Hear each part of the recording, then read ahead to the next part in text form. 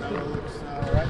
Yeah, I think he's okay. We didn't have any contact today. We had a couple guys seem sore, tired, normal. So half day off and just kind of try to brush up some things. But it was good. And Melo's ready to go. Mike, what do you think is going to be the toughest thing about this season in terms of the condensed schedule, back-to-backs, all that? What do you think is going to be hardest for teams to have to do? Well, that's the biggest thing, just dealing with injuries and make sure that you don't complicate the situation by trying to go too far, too fast, like in preseason.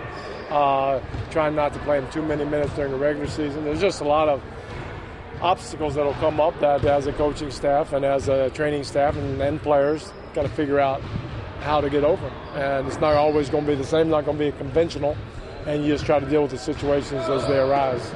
Guys have never been through, staffs have never been through this type of schedule. Well, yeah, kind of. We did it when I got to Denver, we did it. So some of us are still around. Woody, I'm sure, has done it because he's been around forever. So him and Herb, they've done it about 3 or 4 times. So.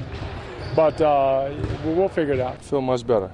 I think yesterday the treatment that I did, the workout that I did, and just resting it a little bit really helped out. So. I feel like it was. I feel good. I feel like a sigh of relief that it wasn't anything, worse than that. Yeah, it was scary when it first happened. The way I fell down and just that feeling. Anytime you have a knee injury like that, it gets scary. But I'm good. So. Will you play on Saturday? Do you intend to? Absolutely. How important is it for you 3 guys to get as much time together? I mean, not the whole team, but you, Tyson, and Amar'e, kind of figure out how it's going to work out. Well, I think it's more. It's not just on the court stuff that we have to get down. I think it's just us 3 just communicating with one another, talking to each other, watching film. We watch a lot of film with one another since Tyson's been here. Trying to get a feel for, the way he played, his style of play, offensively, defensively. Just reading off of him, and for myself, just trying to bring the energy every day in practice and, a positive attitude, positive energy into the practice court. And it seems like it's trickling down to everybody else. He looked good. His knees not bothering him at all from what I've noticed of today's practice. So he looks great.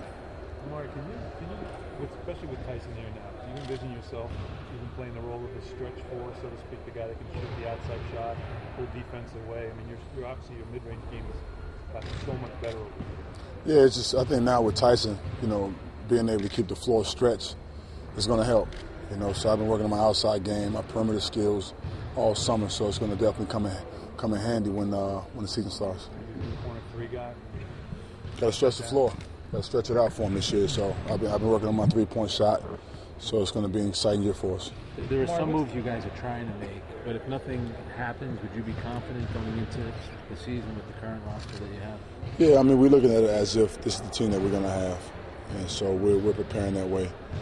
And we're just going to keep practicing extremely hard and keep improving as a team with the guys that we have. If they make more moves, then great. We can add those guys in, pretty sure they'll fit in, but we can't hope for that. I think, guys have to be careful with injuries. So many games back to back. The rest time is very limited. A lot of the rest time becomes travel time. So I think you have to be aware of, how you protect yourself. Is there a type of team that maybe will have an advantage? Is it a younger team or a team that's ready to go? You know what? I would say the younger teams, because, with youth, have a lot more energy. But then, the experienced guys understand what they need to do to take care of their bodies. So, I think it just kind of varies. You got veterans that know they need to ice down and get proper rest. When you look, there are some teams that are right now in disarray in terms of having enough guys in the training camp to play. It's crazy. How is that, you think, going to affect them going forward? I mean, if they do make a trade, they're going to have all new players. Yeah, it's definitely going to affect teams because to win in this league, you have to be as one, and teams have to gel, and it's not possible when you only have 7, 8 guys in training camp. There's no way to gel. I don't care if you have your core group of guys because you need role players in order to win games in this league. So I think the beginning of the year, you're going to see some struggles. I don't think you'll be able to pick out, this team is going all the way this year, in the first couple of months. I think it's going to take a little while. And a little later this year, you start to see, who's going to be the favorite and who you think is going to contend this year.